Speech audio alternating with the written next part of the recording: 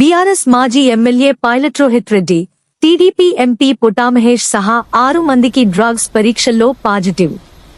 హైదరాబాద్ శివార్లలోని మొయినాబాద్లో ఉన్న pilot Rohith Reddy farm house పై ఈగల్ బృందం దాడి చేసిన సమయంలో 4 రౌండ్లు కాల్పులు జరిగాయి.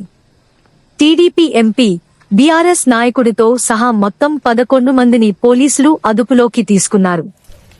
ఈగల్ ఎస్పీ తెలిపిన వివరాల ప్రకారం ఒక బృందం మాదక ద్రవ్యాలతో పార్టీ చేసుకుంటోందన్న సమాచారం టిప్ ఆఫ్ మేరకు elite action group for drug law enforcement, eagle బృందం మరియు పోలీసులు రాత్రి సుమారు 9:30 సమయంలో పైలట్ రోహిత్ కి చెందిన ఆ ఫామ్ హౌస్ పై దాడి చేశారు.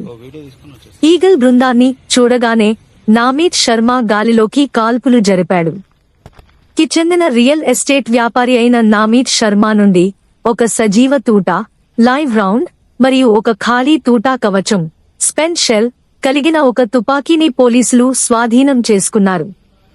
ఈ బృందంలో ఒక మహిళతో సహా మొత్తం 11 మంది ఉన్నారు. హాజరైన వారిలో రాజకీయ నాయకులు, వ్యాపారవేత్తలు మరియు రియల్టర్లు ఉన్నారు.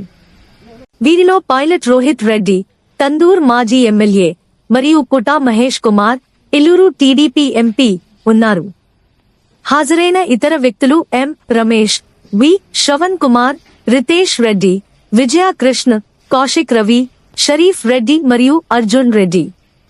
హాజరైన 11 మందికి మాదక ద్రవ్యాల పరీక్షలు నిర్వహించగా వారిలో 5 మందికి పాజిటివ్ ఫలితాలు వచ్చాయి. నిర్ధారణ కోసం రక్త నమూనాలను ఆసుపత్రికి పంపారు. సదరు తుపాకీకి లైసెన్స్ ఉండి రితేష్ రెడ్డి పేరుపై నమోదై ఉన్నప్పటికీ కాల్పులు జరిపింది మాత్రం నామీత్ మిశ్రా.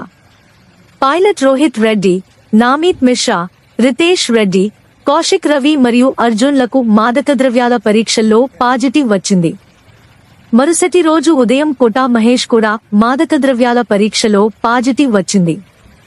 కాల్పుల వెనుక ఉన్న ఉద్దేశాన్ని తెలుసుకోవడానికి ప్రస్తుతం దర్యాప్తు జరుగుతోంది.